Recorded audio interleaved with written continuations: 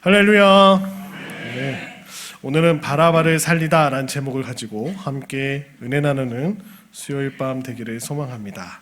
본문 말씀 보시면 오늘 예수님을 신문한 당시 로마 총독이었던 빌라도가 예수님께 아무 죄도 찾지 못했다라는 결론을 이르는 과정을 보도하고 있습니다. 그런데도 빌라도는 유대인들의 협박에 못 이겨서 예수님을 결국에 십자가형에 처하도록 명령하였습니다. 요한복음에서만 유대인 군중이 만일 당신이 유대인의 왕 예수를 그냥 풀어주면 당신은 가이사의 충신이 아닙니다 라고 위협하는 장면들이 나옴을 보게 됩니다. 유대인들의 위선적인 모습이 등장하고 있습니다. 그들은 율법에 기록된 규례를 지키고자 더 큰 죄악을 범하고 있습니다. 예수님께 죽일 만한 제목을 찾지 못했음에도 불구하고 이미 죽이기로 작정해 놓고 그것을 실행에 옮기고 있습니다. 그들은 자신들의 손으로 예수님을 죽이는 것보다 로마의 십자가형으로 그분을 죽이고자 시도하고 있습니다. 교묘한 꼼수가 그 뒤에 도사리고 있는데요. 그들의 꼼수에도 불구하고 모든 지혜의 근본 되어주시는 우리 하나님께서는 그것을 당신의 새 창조의 역사로 멋지게 바꾸어내시는 말씀이 본문 말씀입니다. 오늘 28절 말씀을 함께 읽어보도록 하겠습니다. 그들이 예수를 가야바에게서 관정으로 끌고 가니 새벽이라 그들은 더럽힘을 받지 아니하고 유월절 잔치를 먹고자 하여 관정에 들어가지 아니하더라. 아멘. 사도 요한이 그려주고 있는 그 예수님의 그 십자가의 길에 대한 핵심적인 묘사는 당당하게 승리하신 예수님의 모습입니다. 세상의 불법과 대비되어서 예수님의 정당함과 당당함이 말씀에 강조되어 있습니다. 또한 요한은 예수님이 어쩔 수 없어서 마지못해서 그 길을 걸어가시는 것이 아니라 그것을 하나님께서 명령하신 길이었기에 당당하게 나아가고 있음을 강조해주고 있습니다. 그 길은 친히 하나님이 계획해 놓으셨고 놀라운 길이며 예수님께서 기꺼이 순종하셔서 걸어가신 길임을 가르쳐주고 계십니다. 이제 본문으로 시작해서 예수님께서 빌라도에 의해서 신문을 받고 계십니다. 28절 읽으신 대로 불법적인 신문을 마친 후에 대제사장과 그들이 먼저 예수님을 신문한 이후에 이제 빌라도에게 데려오게 됩니다. 유대 지도자들이 예수님을 관정으로 이끌고 왔다고 오늘 기록하고 있습니다. 그런데 지금 가장 중요한 명절을 앞두고 있죠. 유월절이라는 명절을 앞두고 있습니다. 유대인들에게는 매우 중요한 명절입니다. 출애굽할 때 하나님께서 구원해 주시는 놀라운 역사가 유월절에 담겨져 있기 때문입니다. 상당수의 유대인들은 예루살렘으로 정말로 순례하는 또 율법에 명시된 절기였기 때문에 예루살렘을 모두 올라와서 그 절기를 지키고 있습니다. 로마 총독에게 당시 지배하고 있었던 백성들의 그런 소요나 동요는 절대로 보고 싶지 않은 내용입니다. 그래서 유월절 같이 큰 명절이 되면 총독이 가이사라에 머물러 있다가 예루살렘으로 자신의 군인들을 이끌고 와서 관정에 머물러 거주하고 있었습니다. 이런 역사적인 상황 속에서 유대 지도자들이 예수님을 관정에 있던 빌라도에게 끌고 왔습니다. 그런데 굉장히 흥미로운 묘사가 28절에 나오고 있죠. 예수님을 빌라도에게 끌고 왔는데 유대인들의 지도자들이 총독의 관정 안에 들어가기를 꺼려하고 있습니다. 예수님만 들여보내 놓고 유대 지도자들은 밖에서 기다리고 있다라고 말씀해주고 계십니다. 요한은 그 이유가 저희가 더럽힘을 받지 않고 유월절 잔치를 먹고자 했기 때문이라고 오늘 저희들에게 기록해주고 있습니다. 이 말씀을 이해하려면 이 언급 뒤에 존재하고 있었던 유대인들의 사고를 좀 기억해야 됩니다.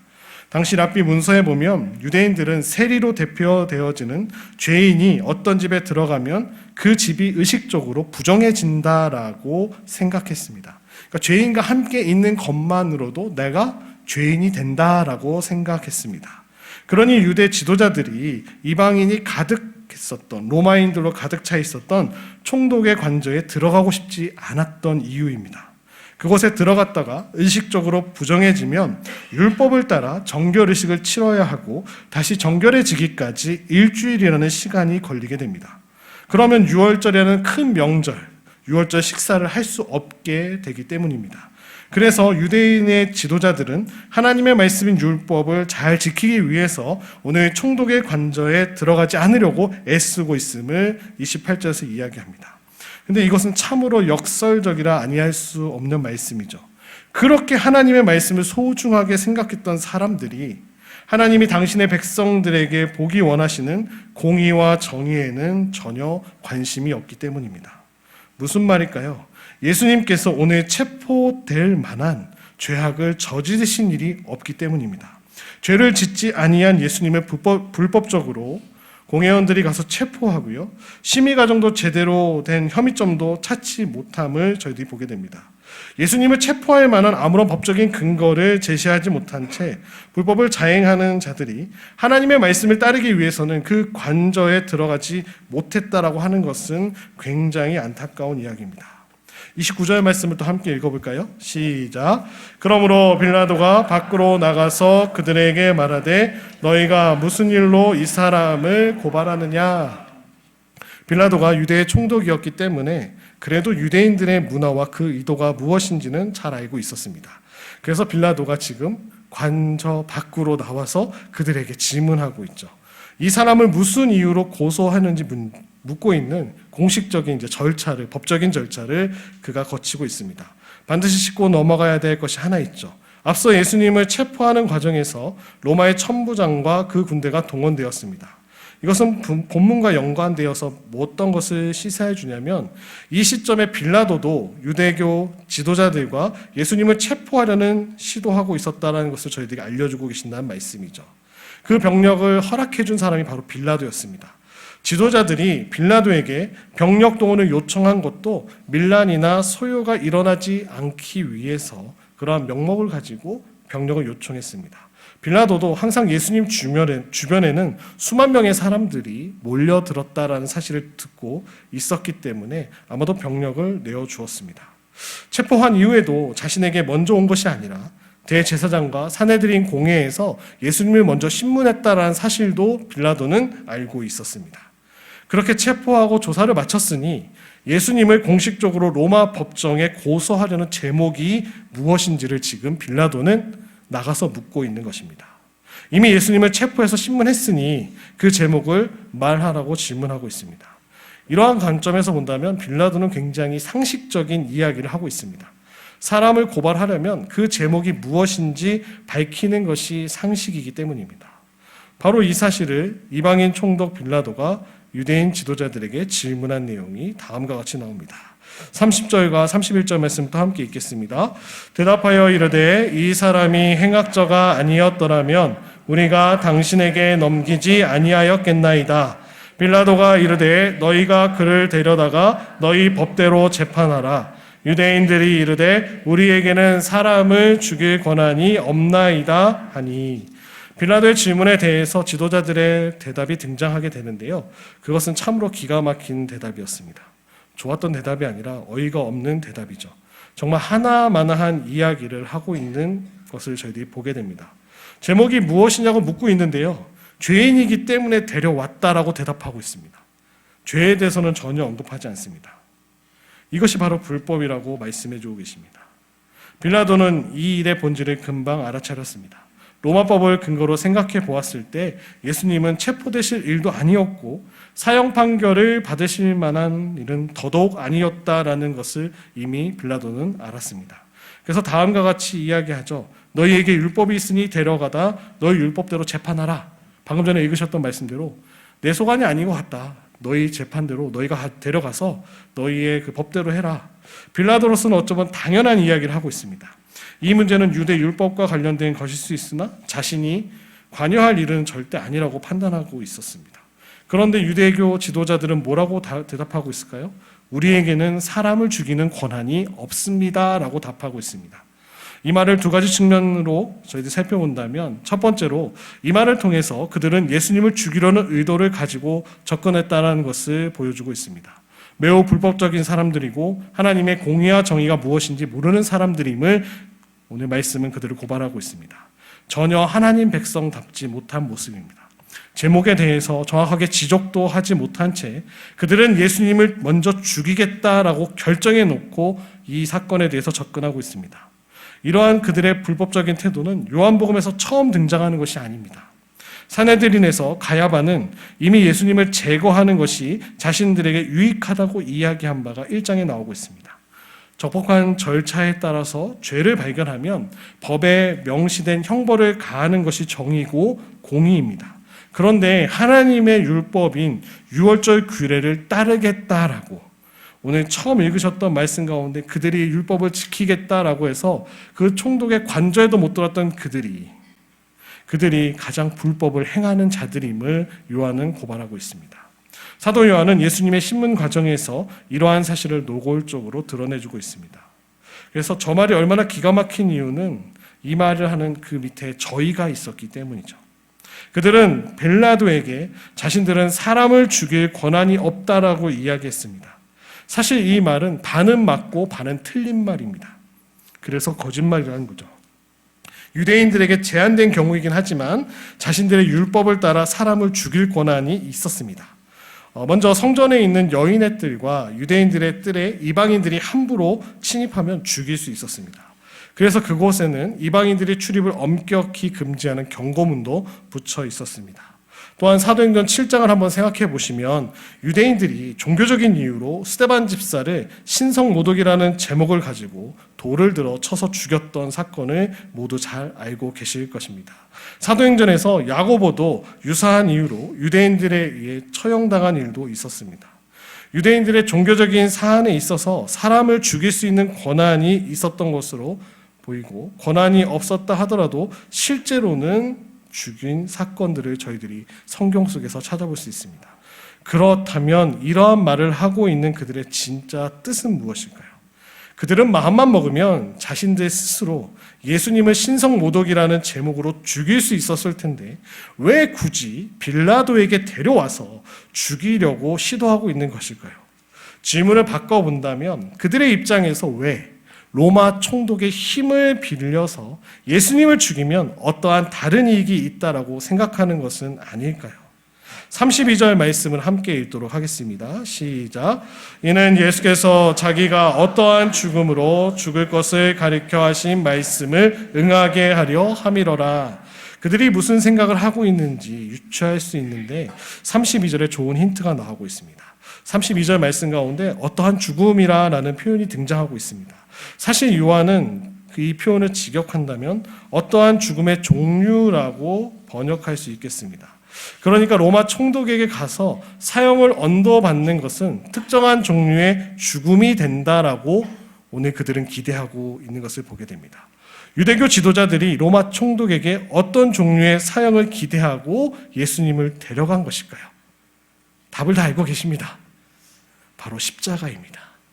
십자가를 기대하고 나아간 겁니다. 예수님이 십자가형에 처해지신다면 그들은 자신들이 원하는 바를 온전히 달성할 수 있기 때문입니다.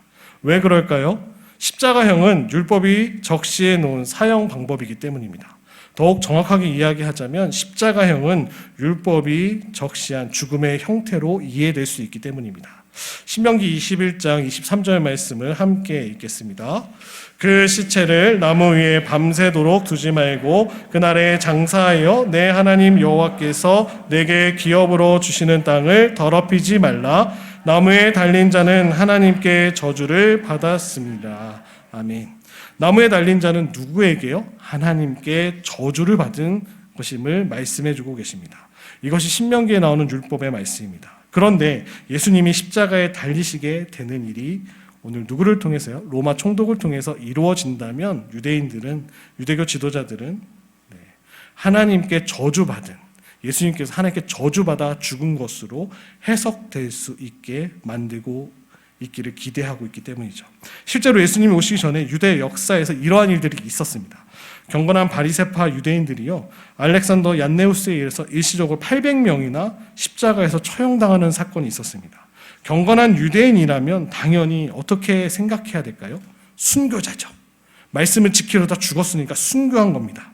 그런데 500년 가까이 지나도 그들은 순교자의 지위를 얻지 못했습니다. 왜요? 십자가에서 처형되었기 때문에 율법에 따라 하나님께 저주받은 자로 이해됐기 때문입니다. 유대인들은요, 순교자가 하나님께 저주받았다라고 생각할 수 없었습니다. 예수님이 십자가에 달려 돌아가시게 된다면 그는 하나님께 저주받은 자가 됩니다. 그것은 예수님이 지금까지 행하신 모든 사역의 정당성을 무효로 만들 수 있는 절묘한 신의 한 수가 되는 일이기 때문에 예수님은 반드시 십자가에 달려 돌아가셔야 됩니다.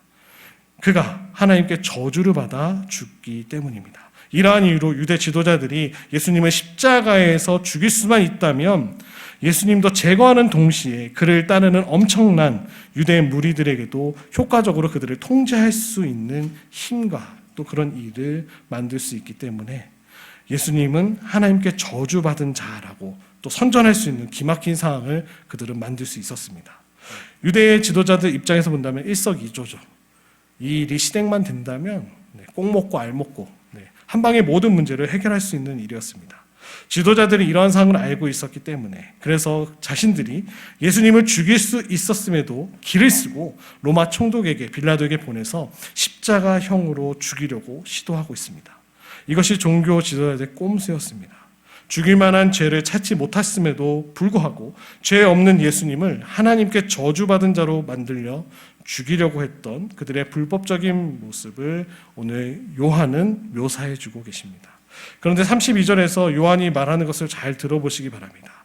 예수께서 자기가 어떠한 죽음으로 죽을 것을 가르쳐 하신 말씀을 응하게 하려 함이로라. 본문에서 요한이 무엇을 깨닫게 된 것일까요? 유대교 지도자들은 불법적으로 꼼수를 부려서 예수님을 십자가에 죽이려 시도했다는 사실입니다.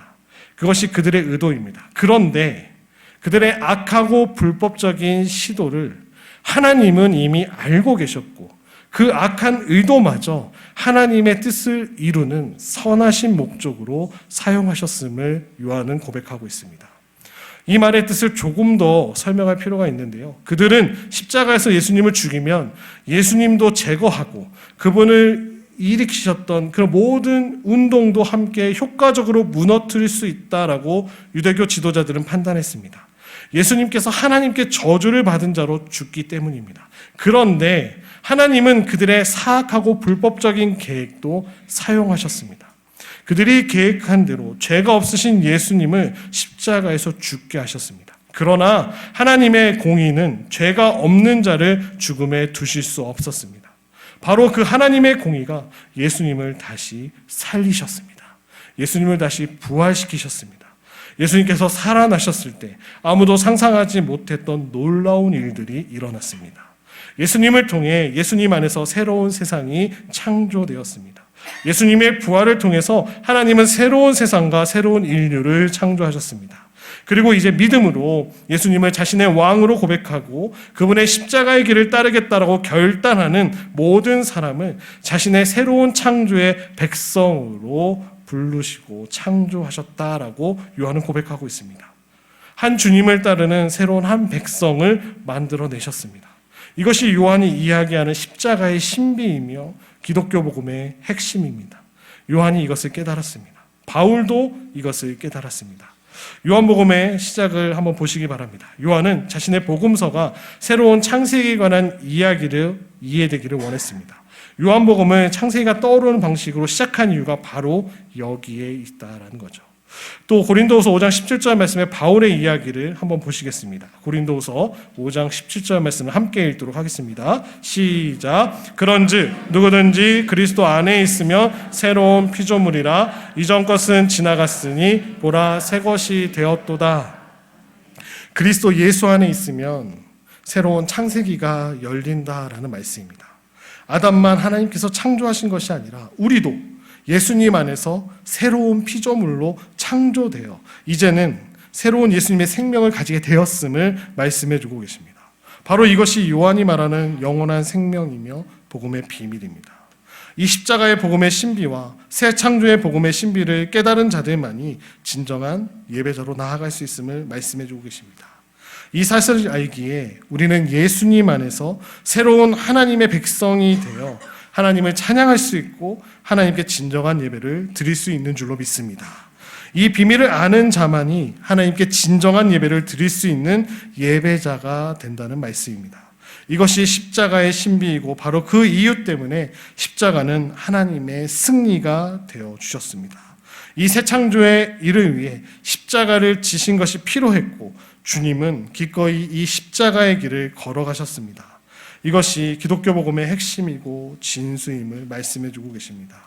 하나님께서 우리 주님 안에서 행하신 이 진리의 복음 안에서 감격하고 감사하는 백성들이 많이 일어나게 되기를 소망합니다. 이 진리의 십자가의 생명의 복음을 함께 누리고 함께 전하는 진정한 부흥의 계절이 우리 인천중앙교회 가운데 임하기를 간절히 소망합니다. 요한은 또 자신의 복음서를 참 흥미롭게 구성해 놓았습니다. 그 구성의 대표적인 또 것은 무엇이냐면 동일한 문맥 속에서 두 대상을 대조시키는 요한만의 방식을 보여줍니다. 예수님이 체포되시는 장면에서 생명의 길을 걸어가시는 예수님과 생명의 길로부터 이탈하게 되는 베드로를 대조시키면서 이야기를 구성했던 것처럼 본문에서도 이 같은 분명한 대조를 등장시켜주고 계십니다. 하나님의 백성의 지도자들과 새로운 백성들의 지도자가 대조되어 등장하고 있습니다. 유대 지도자들이 예수님께 반란 수계와 혐의를 씌우려고 시도하고 있습니다.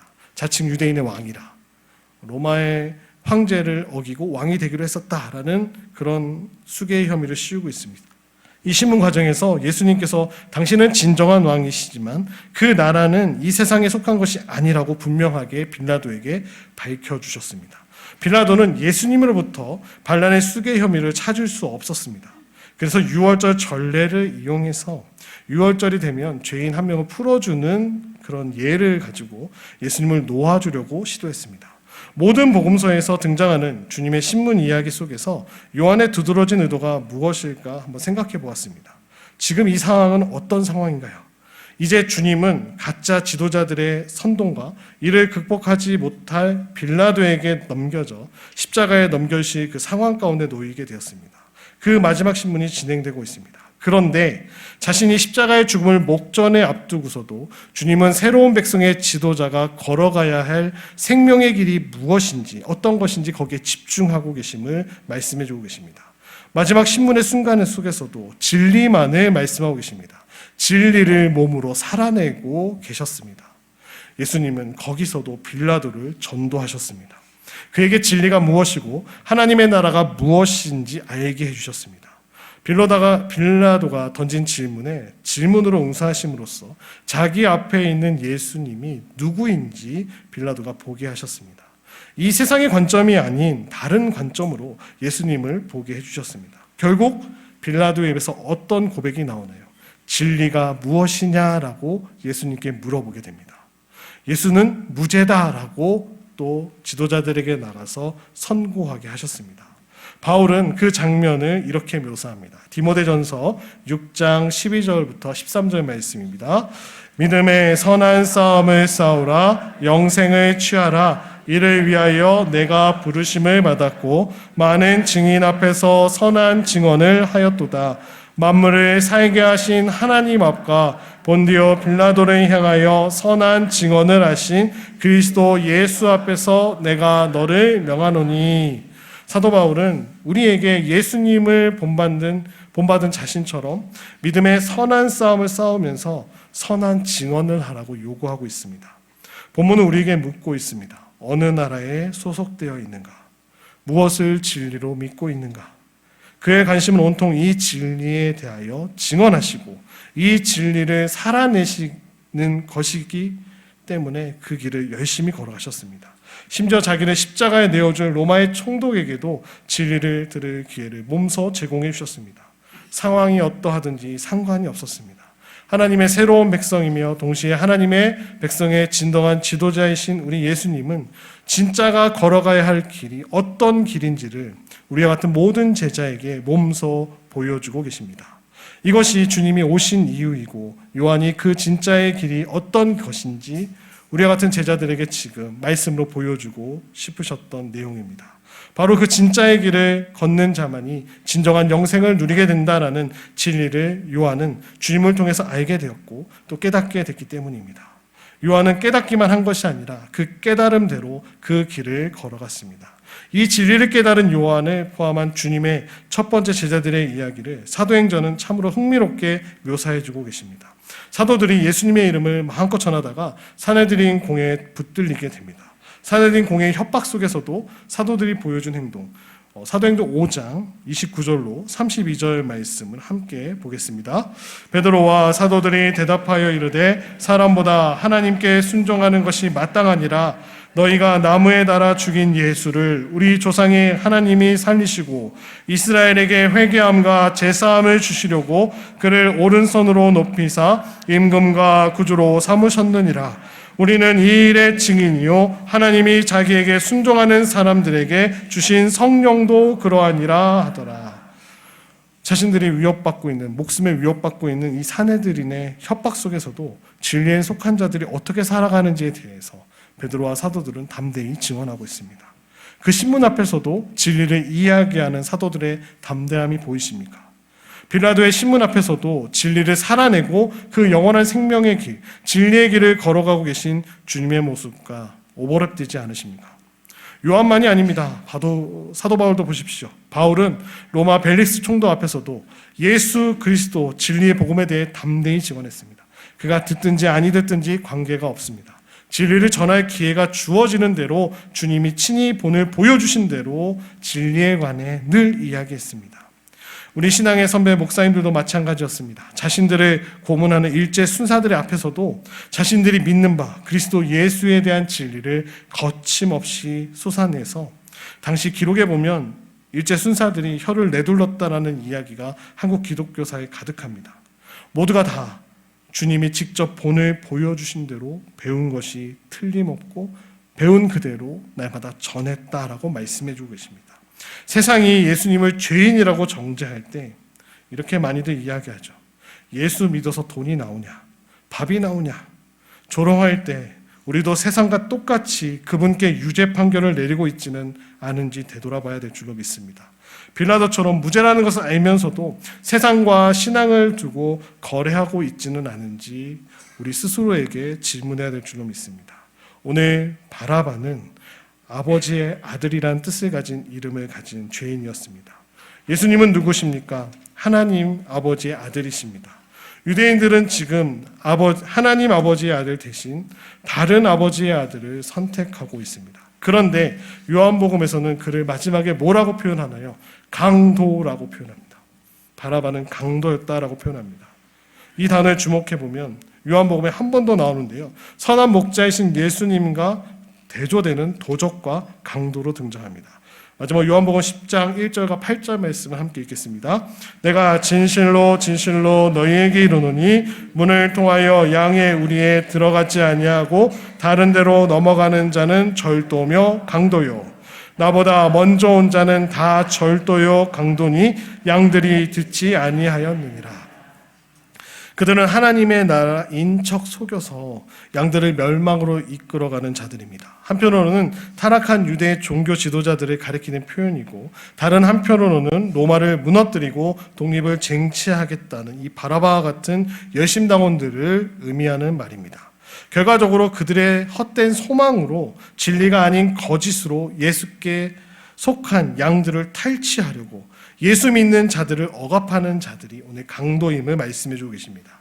유대 종교 지도자들은 강도 바라바를 살려줌으로써 자신들 역시 양들로부터 목자를 빼앗아 가는 강도임을 몸소 보여주고 있습니다. 우리들도 유대 종교 지도자들처럼 하나님의 아들을 죽이고 사람의 아들을 살리는 부정한 짓을 저지르면서도 자신들이 더럽혀진다라는 이유로 이방인의 관제에는 들어가지 않겠다라고 하는 위선적인 모습이 없는지 돌아보는 그 은혜를 누리시는 사랑하는 성도님들 되시기를 축원합니다. 진리를 가르치시고 진리를 전하고 진리에 살아냄으로써 세상으로 하여금 진리가 무엇이냐라는 질문을 만들게 하는 거룩한 우리 인천중앙교회 공동체, 또 사랑하는 인천중앙교회 사랑하는 성도님들 되시기를 축원합니다. 삶의 자리에서 날마다 주님만을 증언하며 주님만을 자랑하는 삶을 살아내시는 모두가 되시기를 축원합니다. 함께 기도하시겠습니다. 주님, 인간들의 사악한 계략마저도 당신의 복음의 신비를 이루는 도구로 바꾸어 내시는 능력과 지혜를 찬양합니다. 그런 주님을 진정으로 예배하는 저희가 되게 하여 주옵소서. 정의와 공의와는 관계없이 자신들이 원하는 것만을 추구하는 가짜의 길, 죽음의 길을 걷지 않게 하시고 어떠한 상황 속에서도 진리를 붙들려 진리를 증언하는 진짜의 길, 생명의 길을 걸어가는 사랑하는 우리 모든 성도님들 될 수 있도록 인도하여 주옵소서. 진정한 부흥의 계절이 우리 인천중앙교회 가운데 임하게 하여 주셔서 하나님의 사랑만을 전하고 주의 진리를 담대히 전하는 공동체 될 수 있도록 축복하여 주옵소서. 예수님의 이름으로 간절히 기도드리옵나이다. 아멘.